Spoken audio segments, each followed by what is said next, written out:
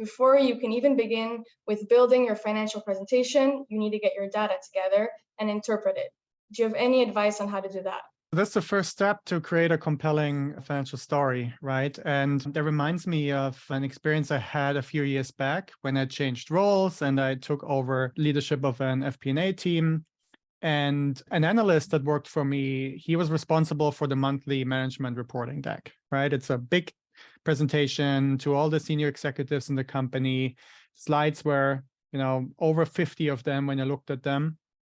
And he came to me and he said he is concerned that he's putting all his work into those slides every month. And when he presents it, people in the room just nod and move on to the next point on the agenda. And he's concerned his work doesn't have that much of an impact, right? And so I looked at the slides, and what jumped out to me immediately was that he's just sharing data. He's not really sharing any real insights with his audience, right? With the executives he's presenting to. So for example, he had several slides in there where he showed variances between forecast and actuals. And he says, for example, we missed our revenue by 300,000 in the last month, and it's due to lower volume from promotions. But that doesn't really tell us a real insight, right? Because it doesn't really say what was wrong or what we can do about it. So it's not actionable. And to have an impact with your financial storytelling, we need to do more digging to get to the root cause, right? And so in my Maven course, FP&A Bootcamp, I teach a framework about how you can make sure you find the real insights that are, the real root causes, how to get to the root causes. And I'm happy to summarize it here for you. So the thing is, you need to challenge people, right? You need to ask why questions. If you're looking at your forecast versus actuals, you have a number, right? Maybe you'll find out, okay, it's 300,000 driven by promotions in this case, but then you need to take it to the team responsible and ask follow-up questions. The challenge is, how much do you have to dig, right? How do you know you reached a point where you have an insight and you know that, this is a good point where I can take this and put this in my presentation and share it with senior leaders. And the framework that I use is, does it imply an action?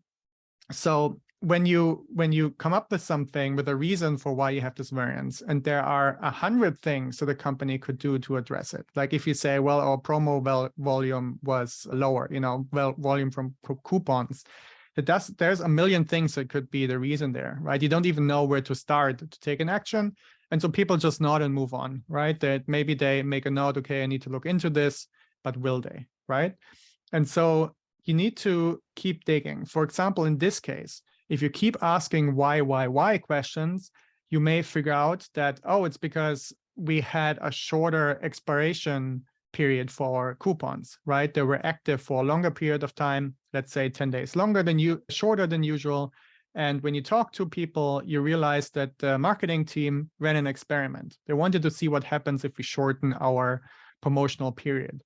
And now you have a clear insight, right? The clear insight is, okay, looks like looking at the data, this experiment didn't work, right? It led to a reduction in revenue. So the recommendation is, let's bring it back to the expiration period we had before.